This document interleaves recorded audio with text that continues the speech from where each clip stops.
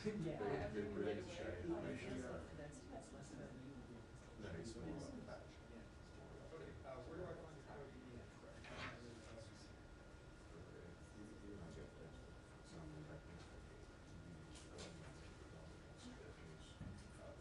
Yeah. Good job. Just that. They want to someone Yeah, yeah. that they know they can get the news. Yeah, yeah, yeah.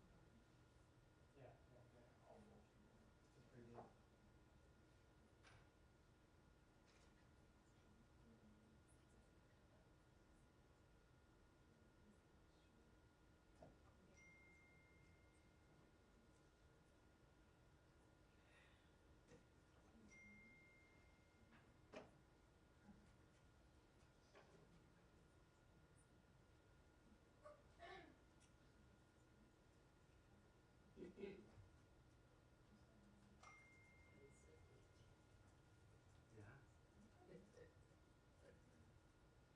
That's the answer, detail, creativity.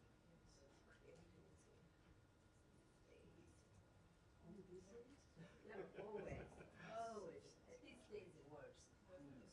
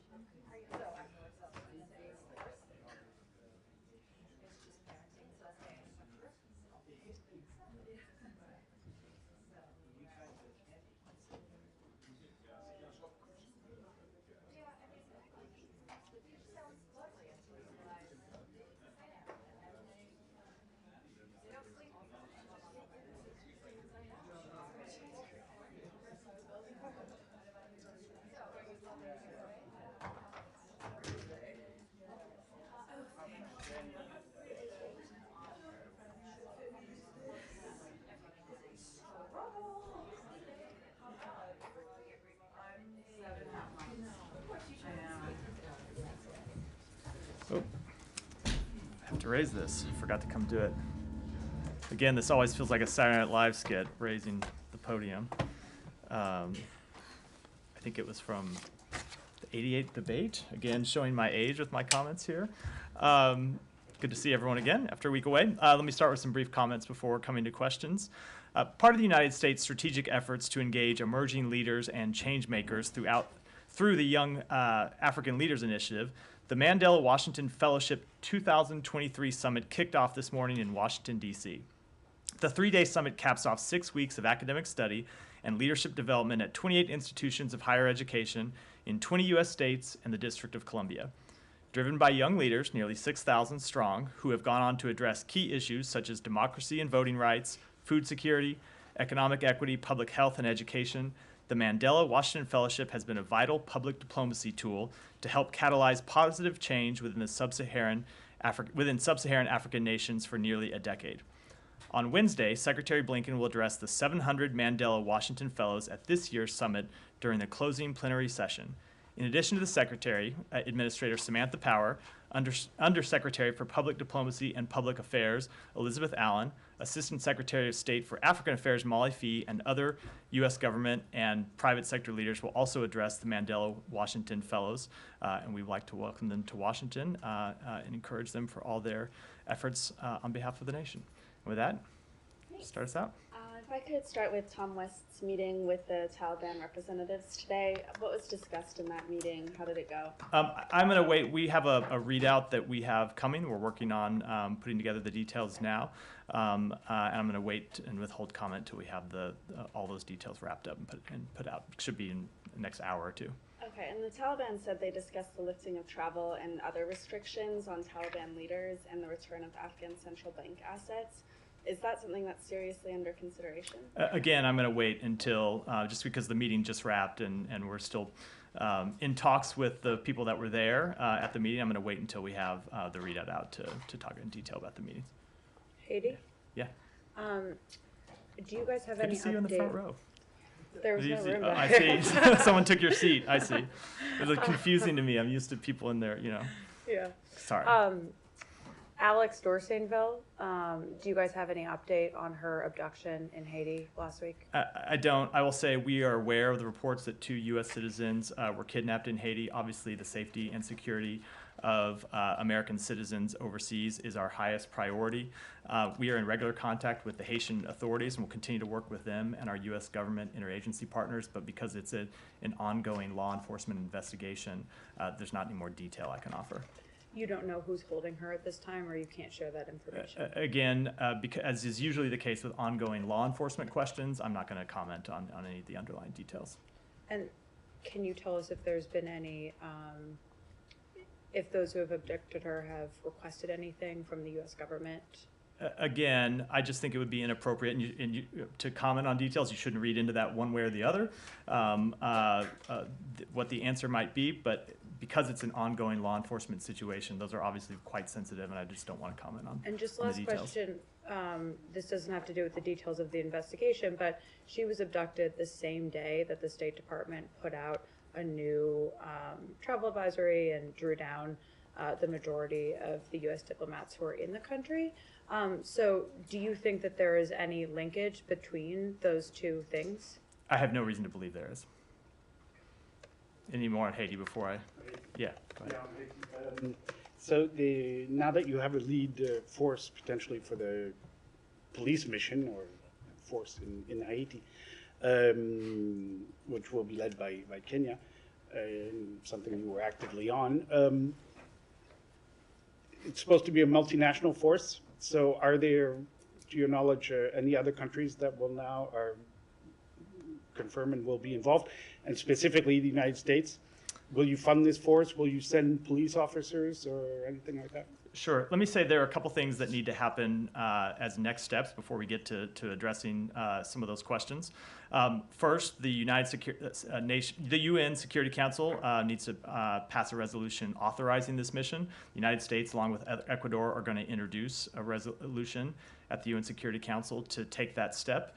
That's the first step that needs to happen. The second step is that the government of Kenya needs to conduct an assessment mission, which they plan to do in the coming days and weeks. And then once they have conducted that assessment mission, they, as the lead of this multinational force, will talk with other partners about what additional type of assistance they need, what other countries might participate. That will kick off a series of discussions of which the United States will, of course, be a party. We are committed to finding the resources to support this multinational force. As I said, I think it's too early to get into any details about what those resources might be. But after the Kenyans have conducted their initial assessment mission, we will, of course, be in contact with them about what it might look like. I would note Secretary Blinken, actually before we left Australia, had a call with the President of Kenya to talk about how we might coordinate this work, and we'll continue to be in close coordination with them.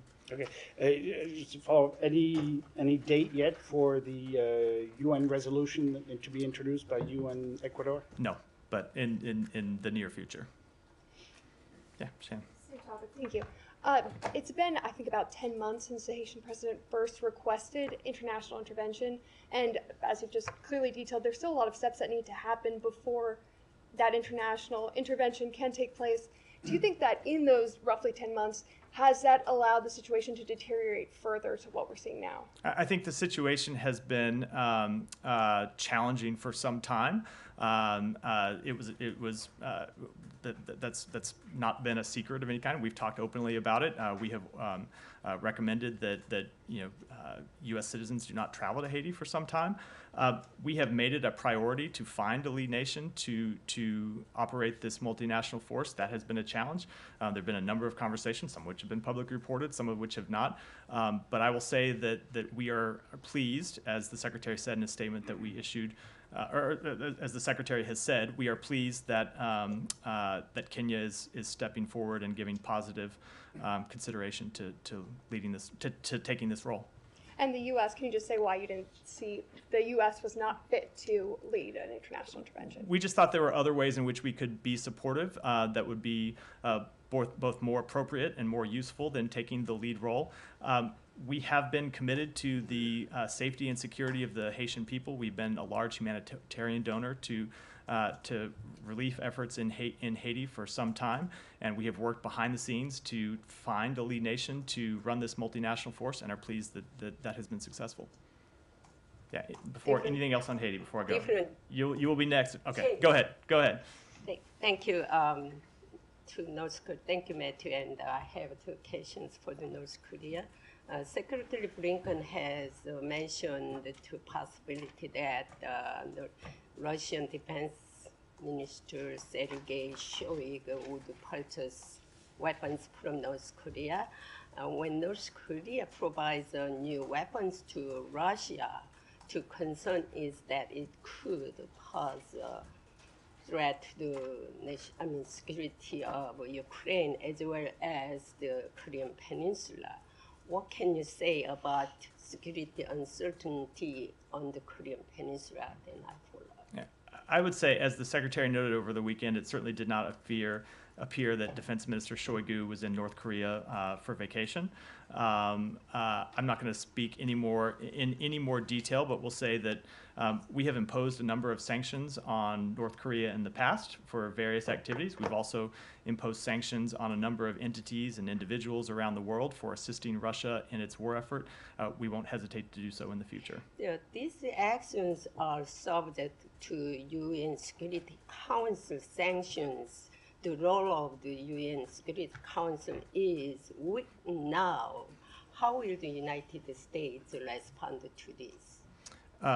Respond to what? Respond to if this happening, you have on individual sanctions imposed. Sure. I will say, as I said in my previous answer, we have never hesitated to impose sanctions on North Korea and North Korean entities when we found violations or when we found actions that merit sanctions, and we won't hesitate to do so in the future. But of course, I'm not going to preview any specific action.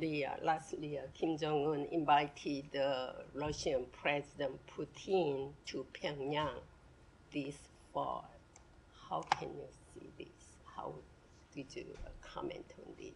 Obviously, there's been a close relationship between those two countries for a while, one that's not exactly been productive to increasing the security of the world, and I wouldn't expect that to change as a result of this meeting. Thank you. Said, go ahead. Thank you. I'm going to switch topics. It's the Palestinian issue. On the visa waiver issue, I mean, it seems that the Palestinian Americans and Arab Americans are, unhappy with the MOU because it's convoluted. They don't really understand what's going on. So my first question to you, I asked last week, would there be at any time an effort to publish this so people know exactly what you guys agreed with the Israelis on? We continue to review that question. I don't have any updates at this time, but we are continuing to look into what exact information from the MOU we can make public. And second, the Israeli government public-facing guidance directs some U.S. citizens to use a smart application, which allows the Israelis really, intrusive access to everything that they do. Have you looked into that? Are you aware of this app? I'm aware of the app. I'm not going to speak to the specific kind of technical details of how Israel is going to implement the program, other than to say the important thing for us is that the visa waiver program is implemented without discrimination and that the same rules apply to all American citizens. But it seems that still Gazans are not really included. It seems, or at least somehow they are not equally included. So I would say, as I have said before, our understanding is that Americans who are in Gaza are very much included in this program. They might have different procedures because of the different security situation in Gaza, but it is our expectation that they will be included in this program. But we will be monitoring the implementation over the coming weeks and months to make sure that they are included and are not discriminated against. And finally, Amnesty International slammed Israeli court decision to demolish a Palestinian Bedouin village in the Negev. Are you aware of these reports? I am. And do you have any comment on that? Yeah, I'd say it's critical for Israel and the Palestinian Authority to refrain from unilateral steps. That's inside Israel. The Palestinian Authority has absolutely nothing to do with it. They have no authority whatsoever. I understand that exacerbate tensions and undercut efforts to advance a negotiated two-state solution, and that certainly includes the demolition of homes and the evictions of families from their homes. Yeah, on Ukraine, President Zelensky's chief of staff has said that there are talks this week on security guarantees in Washington. Do you have anything on this? Sure. Those talks are going to kick off this week. Those are an outgrowth of the statement that we released that the G7 released on the margins of the last NATO summit in Vilnius, where President Biden and G7 leaders made clear that we were going to engage in negotiations with the government of Ukraine about our long-term commitments to Ukraine's security, so it can establish a military that can defend itself and deter a future attack. Rebuild its economy, protect its citizens, and pursue integration into the Euro-Atlantic community. I will note this is separate and apart from the security assistance that we regularly provide now. We've made clear that we see this proceeding on two tracks. One, security assistance to support their efforts to repel the Russian aggression inside their country, and two, to establish a long-term military that can serve as a deterrent effect from future Russian aggression. So those meetings are going to start this week. I would add that since we released that joint declaration from the G7 and EU in Vilnius, 12 other countries have joined their names to the declaration. So talks will begin this week about how we can decide on the actual details of those security commitments going forward. And on the summit in Saudi Arabia this week on Ukraine, do you support this summit? Who will attend it, and what's the goal of it? We do, of course, support this summit. We have long said that it is important that Ukraine be in the driver's seat when it comes to any potential diplomatic resolution to this war. It's important that countries that have not yet heard directly from Ukraine hear from Ukraine. So we are gratified that there will be countries that will be attending this summit to talk directly with Ukraine. If your question was with respect to what other countries will be attending, I would defer to the governments of Saudi Arabia and Ukraine to answer that question. If the question is I'm coming to you. You don't have to, if the, you don't have to jump in. If the question is with respect to what U.S. government officials will be attending, I can confirm that there will be U.S. government officials, not ready to make announcements yet about who those will be. But as the week goes on, certainly you can expect that we will do so. One more on UAE. Do you have any updates on the case of Tierra Young Allen, known as Sassy Trucker, who is stuck in UAE?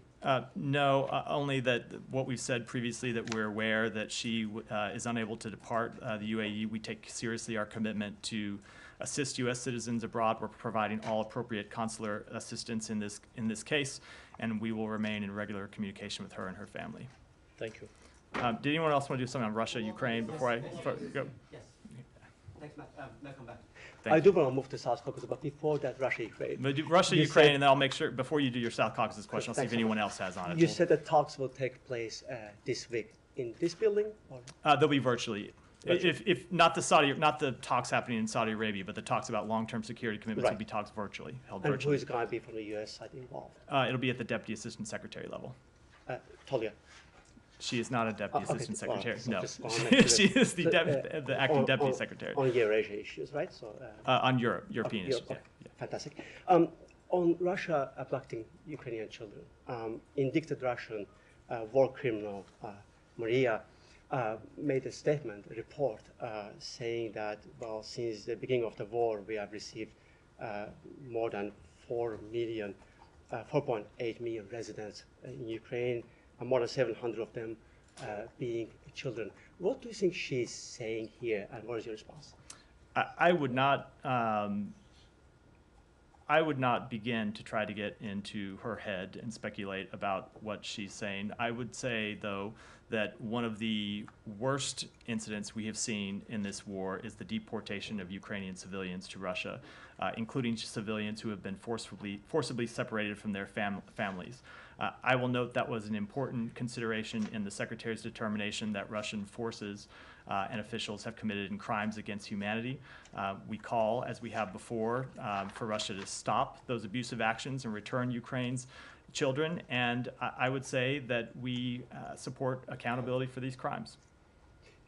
Are you going to share your information on this very matter with the ICC very soon? I'm not going to speak to any specific matter. I will note, as the Secretary did last week when I believe we were in New Zealand, maybe it was Australia, it was a few days run together, but I think it was when we were in New Zealand, that we will cooperate with the ICC's investigations. We support accountability through the ICC and a number of mechanisms, but consistent with the ICC's confidential treatment of requests with respect to any specific request for information, we will keep those details confidential. Thank you. Please come back to more South Caucasus.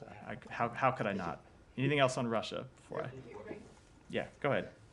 Follow up on talks you mentioned about.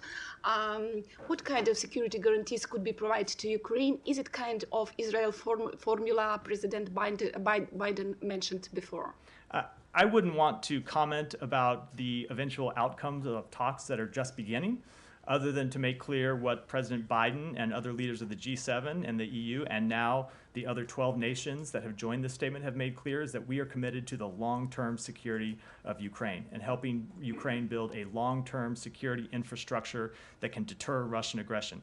What the details of that will look like, of course, will be something that will be covered in these conversations and conversations that will go on for some time, and I don't think it'd be appropriate for me to try to get ahead of those talks.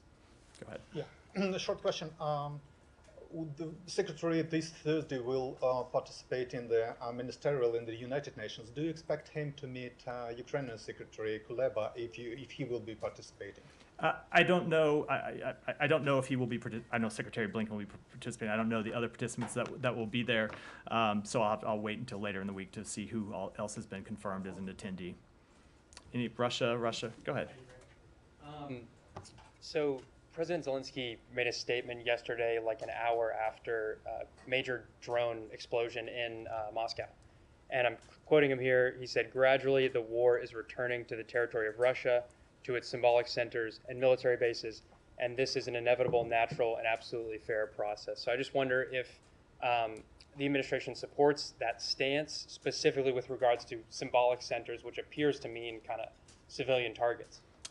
I will say that, first of all, I'm not sure that I would agree with that interpretation of what symbolic centers means. I will say that we neither encourage nor enable strikes outside Ukraine's borders, but as we have said many times, it is up to Ukraine to decide how to conduct this war. And when it comes to strikes, as you raised, on civilian centers, it has been Ukrainian civilian infrastructure that has been targeted over and over. Ukrainian civilians that have been murdered in this war. Schools, hospitals, apartment buildings. I could go on down the list. So I don't think any attempt to draw any equivalency is one that's actually backed up by the facts. Right, but if I could follow up on that. Go ahead. I mean, we're not arming Ukraine, or we're not arming Russia. Thank you, Matt. The Iraqi government has informed the recent PRG delegation to Baghdad that they are not going to pay the international oil companies duties for their past operation in the Kurdistan region of Iraq, which there's a lot of U.S. companies are operating in the Kurdistan region. Can you, sorry, repeat that last part a minute. It was...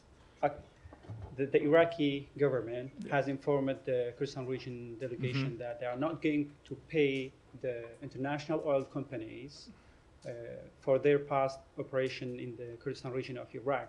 There are a lot of U.S. companies are working and operating in the Kurdistan region, and to that end, the U.S. Development Finance Corporation (FDC) has extended over $300 million to these energy firms in the Kurdistan region. What's your reaction to this Iraqi decision? And the second, how do you engage to make sure that the U.S. companies in the Kurdistan region will get their share and the U.S. loans government is secure? So I would say, first of all, I don't know it to be a fact that the Iraqi government has taken that position. I will say generally, we have repeatedly urged Baghdad and Erbil to agree on a range of issues of mutual interest, including a viable budget and a new national hydrocarbons law. We will continue to encourage the parties to determine a way forward that benefits Iraq's foreign investment climate and respects the important contributions of U.S. entities, including in the energy sector, while advancing the interests of all Iraqi people. And one question on yesterday's visit by the UN envoy to Iraq to Iran, and she met with the Iranian foreign minister. What's your comment on that? And do you believe that for having political stability in Iraq, we should talk to Iran first? I won't speak to the UN envoy's visit. I will say that obviously Iraq has bilateral relationships with Iran. What we have always said is we would like for those bilateral relationships to be a normal relationship that reflects Iraqi sovereignty. We haven't always seen that in the past. You've seen us implement policies to try to prevent or lessen or mitigate the way that Iran tries to gain leverage against Iraq. And so to the extent there are bilateral relationships between the country, we hope that it would be one that respects, as I said, Iraqi sovereignty. Have you sent any correspondence to Iran through the UN envoy to Iraq? Because there are some Iraqi media outlets that saying that you sent a message to Iran yesterday. I will never. I have. As I have said before at this podium, I will not comment on specific engagements, but we'll note, as we have many times, that we have always said we have the ability to deliver messages to Iran when it's in our interest. Iran follow-up? Go ahead. Matt? Do you mind if I? All right. Thank you. A member of the Iraqi parliament, actually he's the member of the finance committee, has said that Iran has been printing Iraqi dinars in Argentina, shipping them back to Baghdad, exchanging them into dollars, and then trucking them to Iran. Is the United States aware? I will have to take that one back. Thank you. The United States may be aware. I'm not personally, so I don't know. Go ahead, Olivia. This is on China, unless there's more on. Go ahead. Okay. With the removal of Qin Gang as foreign minister, has the U.S. extended the invitation that he originally accepted to visit the United States back in June to his replacement or anybody else? I don't know if we have yet officially extended that invitation, but it was an invitation to the foreign minister. Obviously, Wang Yi is now serving in the role of foreign minister, so I would expect that the invitation would be extended to him. Whether that has actually happened, I do not know. We are engaged in a number of conversations with Chinese government officials even as we speak, and I would expect at some point we would make clear that the invitation extends to the new foreign minister. Okay. And you would expect it to be accepted? I would expect so, given that the Chinese government had already accepted the invitation. I would assume they would, but of course I won't speak for them. Okay, still on China, but slightly separate topic. There's been this drumbeat of revelations regarding Chinese cyber activity, whether that's targeting email accounts within this department or reportedly embedded malware in military systems. Is it fair to say that cyber activity by the Chinese, including malicious cyber activity, is on the increase even as diplomatic engagement is increasing? I am going to, as we have before, decline to comment on any specific incident, which I know you were asking it generally, but you were referring to increased diplomatic engagement. So I think you were getting at a specific reported attempt. So I won't speak to any specific action. I will just say generally that we constantly monitor attempts to breach our various systems. And as the Secretary has made clear, when we see those attempts, we don't hesitate to hold the actors accountable. But can I follow up on that? If I may? If Olivia yields the floor. You had a follow-up? Okay, Yeah. go ahead. Go ahead. One quick one, and then I'll turn it over to you, Liana. It's just, in the past, the U.S. has tried to, engage with China, say, to roll back cyber activity that had a momentary effect and seems to have subsided almost entirely. So I'm just wondering if there's any thinking going into reinitiating that kind of conversation. I will say that the Secretary did raise the issue of attempts to breach United States systems in his meeting with Wang Yi, and raised it to say that we always watch for this type of activity and we will never hesitate to hold people accountable for it. Thank you. Leon, over to you. No, I was just wondering why you are so reluctant to, to spell out the things as they are. You've always been very keen in the past to say that, there were Chinese hackers or this or that.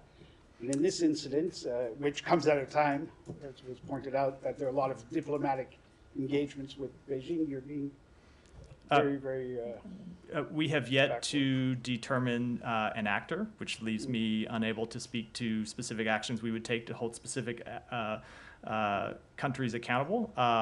I've said before, we have no reason to doubt the assessment that Microsoft made, but the U.S. government itself has not made its own attribution, so that leaves me in a place where it's difficult to speak about. Microsoft came out and said it was. That's what I said, and we have no reason to doubt it, but until the United States government makes its own assessment, which is a technical matter, it leaves me unable to comment specifically on the incident.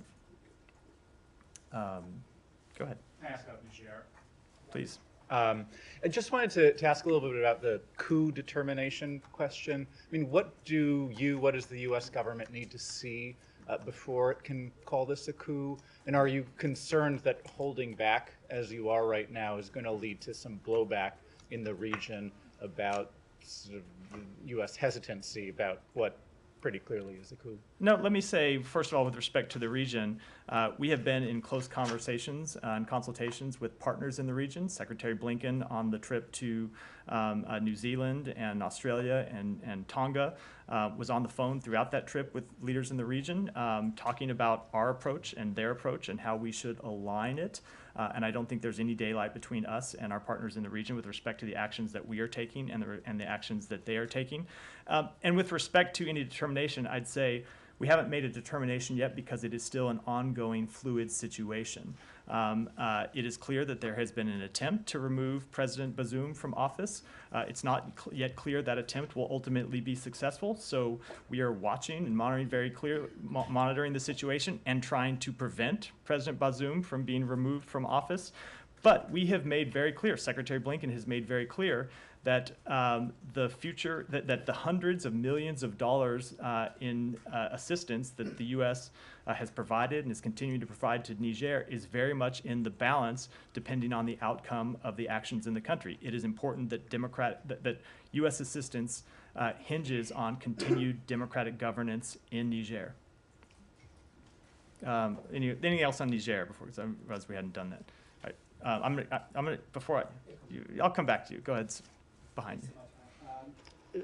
Martina Strong was confirmed last week for the ambassador to the UAE. I was just wondering why it took so long for President Biden to nominate someone to that position, as well as your frustrations with what the delay in confirmations? I will say that there are of course a number of nominations that the president has to make, and we work through them expeditiously.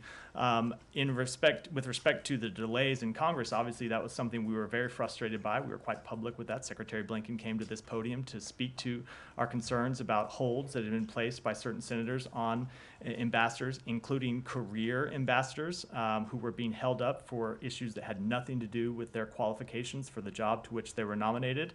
And we were heartened that a number, I think it was 14, maybe off by one or two, ambassador nominees were confirmed in last Friday, the last day that the Senate was in session before adjourning for August.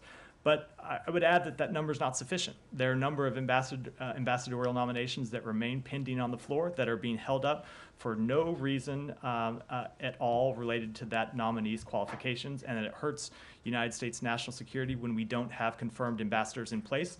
Because those ambassadors weren't confirmed before the recess, you now have another 6 weeks that the Senate is in session that they can't even get a vote on the floor. So we will continue to work with members of Congress and hope that we can get all of our nominees confirmed expeditiously.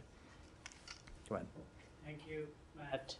On Bangladesh, millions of people marched capital city Dhaka in protest, demanding the resignation of the ruling Prime Minister Hasina.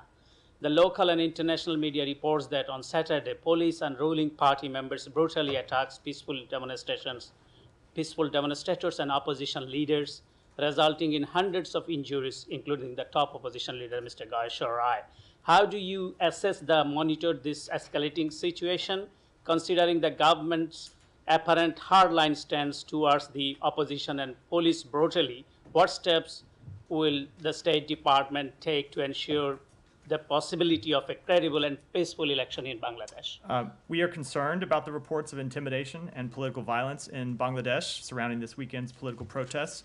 We encourage the government of Bangladesh to investigate reports of violence thoroughly, transparently, and impartially, and to hold the perpetrators of violence to account. We urge Bangladesh to create a safe environment for people to peacefully assemble and voice their concerns. And we call on all parties to respect fundamental freedoms and the rule of law, and to refrain from violence, harassment, and intimidation. And I will say finally that free and fair elections depend on the commitment of everyone, voters, political parties, youth wings, and police, and cannot take place in an environment with political violence. Follow up Bangladesh. Yeah. Thank you so much. People, as everybody know that Bangladesh is approaching a national election, and U.S. also declared a visa policy ensure democratic process in Bangladesh. Also, the ruling prime minister also ensure U.S. and EU, European Union, that there will be a free and fair election. But the main opposition party using arson, terrorism, and vandalizing the country capital, as last week, they were attacking not only civilian properties, also the police properties. They burned everything there, but made a situation like a warfield, the capital, and on a demand of an election time government, which is unconstitutional, declared by the Supreme Court of Bangladesh. What is your comment? And then I'll have a small question. My comment is the same as I made in response to the previous question. Thank you so much. And I want only one observation from you. Last 15th of June, while deciding a judicial review application, the judge labeled, Canadian federal judge labeled BNP as a terrorist organization. The judicial review was filed against the rejection of a BNP activist request for political asylum in Canada. This is the 5th time they label the party as a terrorist organization. What is your observation on that? I don't have any observation on that. Bangladesh, one more. Let me go ahead. Go ahead. No, Sorry. go ahead. Yeah. Okay. Yesterday, Denmark announced that they were looking for legal ways to prevent burning of holy books in the aftermath of increasing attacks against Quran, and there were a similar statement from Sweden too. And today there was again incidents of Quran burnings in both Sweden and Denmark. Any comment on that? I know you previously said that you see the burning of holy books as freedom of expression, but I'm wondering if you're concerned that these increasing attacks against Quran could turn into violence against Muslims. Of course we are concerned that it could spark violence. That is why we have said we condemn the burning of religious texts. It is something that we've spoken to a number of times at this podium. At the same time, we recognize the right to freedom of expression, even when it's freedom of expression, it's acts of freedom of expression with which we may disagree. That continues to be our policy. Alex, go ahead. A couple of questions on the South Caucasus. Georgia first. Hundreds of Georgians last night got out in Batumi protesting the shipment of Russian tourists to their country. Some of them got arrested by pro-Russian government. Now, Georgia's 20% is still under Russian occupation. Do you think they have legitimate concern? Do they have legitimate what? Concern about, not letting Russians into their country. And let me take that one back. Okay. As you also know that Georgia's occupied Abkhazia region last week decided to gift a very strategic airport, Sukhumi, to Russians. Does the department have any position on that? I'll take that one back as well. Okay. To Azerbaijan. The secretary spoke with Aliyev on Saturday. He raised his concerns about Lachin corridor situation on the ground. This is not the position where the secretary wants to be in this month, right? When he was hosting foreign ministers last month in this town. This is not, what'd you say? This is not the position? Not the position you guys want to be in. You were talking about, peace agreement. Yes, and we continue to talk about a peace agreement, and we continue to believe that a peace agreement is within reach.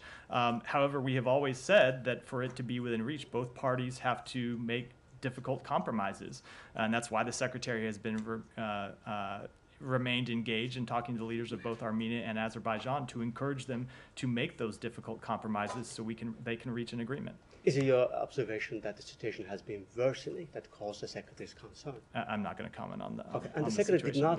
Last one, Alex, and I got to move to some others. Follow up. This is like number 6 for you, I think. Yeah, so. you didn't mention the state of human rights in the country when you had a readout about this call. We discussed the case of Gubadabadov just a week ago. Would we be surprised if the secretary did not mention those cases during that phone call?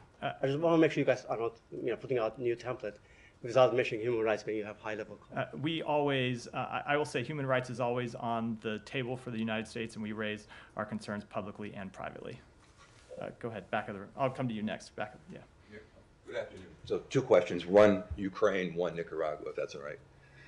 Pope Francis yesterday calling for the Black Sea Initiative to be restored. The Biden administration, do they feel the Vatican can help make that happen, the Black Sea Initiative? We certainly would encourage anyone's support for reinstituting the Black Sea Grain Initiative, and of course that includes the Pope. If you look at Russia's actions since the Black Sea Grain Initiative, they have made very clear that for all their protestations, that what they were concerned about is the supposed inability for them to export grain or inability to export fertilizer, both of which were not true, since our sanctions do not apply to either of those activities. Their actions have proven that that's not their real concern. And when you look at how they've bombed ports in Odessa, how they've taken out key facilities to facilitate the export of grain, how they've been practicing attacks on ships in the Black Sea, it's clear that they want to use food as a weapon of war, and the result has been the increase by 17% in grain prices since the termination of this initiative. So we welcome any countries who are willing to get involved to encourage Russia. I would say 2 things. One, to call out Russia's actions for what they actually are and call out Russia's propaganda for what it actually is. And 2, to encourage Russia to rejoin the initiative. All right, one more on Nicaragua, if you will, please. So I know the State Department has called for the release of Catholic Bishop Rolando Alvarez, the same for Father Fernando Zamora Silva. Have you heard from Daniel Ortega's government yet? After this, I don't have any update on that. Okay, sorry. And then that was. I'm going to go because we're running out. One more, just real quick. I don't get here too often. Thank you. Well, you can come every day. What's the message an open room. Daniel Ortega? Thank you. What's the message, the Biden administration's message to Daniel Ortega, who continues to persecute the Catholic Church in Nicaragua? I would say that we, of course, believe in the freedom of religion everywhere, and would encourage the release of wrongfully detained people who are detained for exercising the freedom of religion. Go ahead. 2 questions on Taiwan. The Taiwanese vice president and front-runner for the presidential election, William Lai, is expected to transit the U.S. before and after his visit to Paraguay on August 14th. Earlier this month, the Financial Times reported that Lai made remarks at a campaign event that seemed contrary to the U.S. One-China policy. He said that, quote, "When Taiwan's president can enter the White House, the political goal that we're pursuing will have been achieved." What is the State Department's comment on those remarks and on his upcoming transit? I don't have any reaction to his remarks. I will say that from the United States perspective, our one China policy has not changed, continues to be our policy. And with respect to his transit, such transits have happened numerous times, going back decades over multiple administrations, and there's nothing out of the ordinary about them. Okay, and also, although he said he supports the cross-strait status quo, there have been some concerns about his foreign policy and that he may support Taiwanese independence. What is the administration's view of this, and is it concerned that either during the election cycle or if he is elected, this could negatively impact U.S.-China relations? I'm not going to speak to comments by a candidate for office really in Taiwan or any other country. Thanks. Couple more, and then we'll go ahead. Taiwan. So Matt, you should mention the U.S. One-China policy. U.S. officials have said that the United States One-China policy is based on Taiwan Relations Act, 6 assurance, and 3 communiques. Are there any wordings in those documents explicitly prevent a democratically elected vice president from transiting into a city in the United States? I do not have those the entire law in front of me or the various communiques, but I will say that transits are well-established precedent, as I said, that go back multiple administrations. All right, at the back, and then we'll wrap up. So I'm just wondering if you have any comments on the fact that the Chinese companies are pouring billions of dollars in the past few months to Korean and South Korean companies in an effort to reach the U.S. markets and skirt the U.S. EV rules? I will say about that, number one, we certainly understand that other countries like South Korea have relationships with China, including economic relationships. We have a significant economic relationship with China. I will say with respect to all of our enforcement actions, we always look on ways to improve those actions and ways to tighten those actions and ways to enforce them, including people and entities that are trying to evade them. That's a general comment without respect to any specific report, but that remains our policy and will be going forward. Thanks, everyone.